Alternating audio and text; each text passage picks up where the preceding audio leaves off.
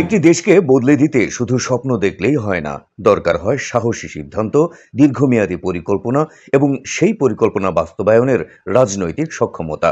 বাংলাদেশের ইতিহাসে এমন কিছু মেগা প্রকল্প রয়েছে যেগুলো এক সময় ছিল কল্পনার মতো। পদ্মা সেতু, মেট্রো রেল কিংবা রূপপুর পারমাণবিক বিদ্যুৎ কেন্দ্র, এসব শুধু অবকাঠামো নয়, বরং একটি দেশের আত্মবিশ্বাসের প্রতীক। আর এই বড় বড় প্রকল্প বাস্তবায়নের পেছনে ছিল শেখ হাসিনা সরকারের ধারাবাহিক উদ্যোগ ও অর্থনৈতিক কৌশল।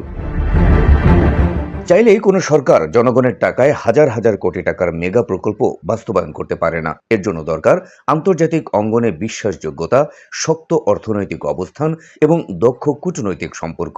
শেখ হাসিনা সেই জায়গাতেই আলাদা ছিলেন। তিনি বুঝতে পেরেছিলেন শুধুমাত্র বিশ্বব্যাংক বা আইএমএফ এর মতো উন্নয়ন সহযোগী সংস্থার উপর নির্ভর করলে বাংলাদেশের কাঙ্ক্ষিত উন্নয়ন সম্ভব হবে না।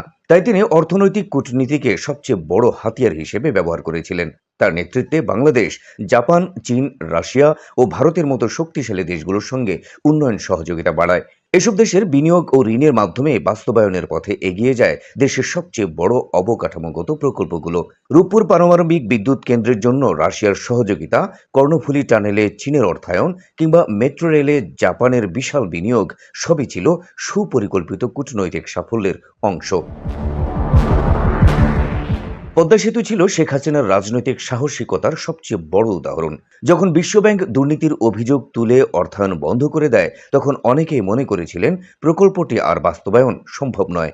কিন্তু শেখ হাসিনা পিছিয়ে যাননি। তিনি ঘোষণা দেন দেশের নিজস্ব অর্থায়নেই পদ্মা সেতু নির্মাণ করা হবে। সেই সিদ্ধান্ত শুধু একটি সেতু নির্মাণের গল্প নয়, বরং বাংলাদেশের আত্মমর্যাদা ও সক্ষমতার প্রতীক হয়ে ওঠে।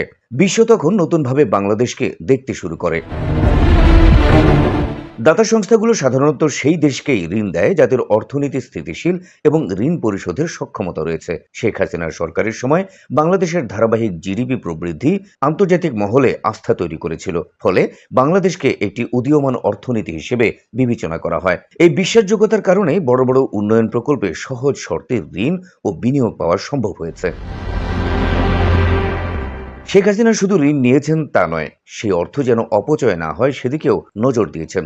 বড় প্রকল্পগুলো দ্রুত বাস্তবায়নের জন্য তিনি fast track project monitoring committee গঠন করেন। আমলাতান্ত্রিক জটিলতা কমিয়ে প্রকল্পের কাজ দ্রুত এগিয়ে নেওয়া এবং সময়মতো অর্থায়ন নিশ্চিত করা ছিল তার সরকারের অন্যতম বৈশিষ্ট্য। আজ পদ্মা সেতু দক্ষিণাঞ্চলের মানুষের জীবন বদলে দিয়েছে। মেট্রো রেল রাজধানীর যানজট কমিয়ে মানুষের সময় বাঁচাচ্ছে, আর রূপপুর পারমাণবিক বিদ্যুৎ কেন্দ্র ভবিষ্যতে দেশের বিদ্যুৎ খাতে বড় পরিবর্তন আনবে বলেই আশা করা হচ্ছে। এভাবে জনগণের করের অর্থকে দীর্ঘমেয়াদী সম্পদে রূপান্তর করার চেষ্টা করেছে শেখ হাসিনা সরকার। এই মেগা প্রকল্পগুলো শুধু বর্তমান নয়, আগামী প্রজন্মের জন্য বাংলাদেশের উন্নয়নের ভিত্তি হিসেবে বিবেচিত হবে।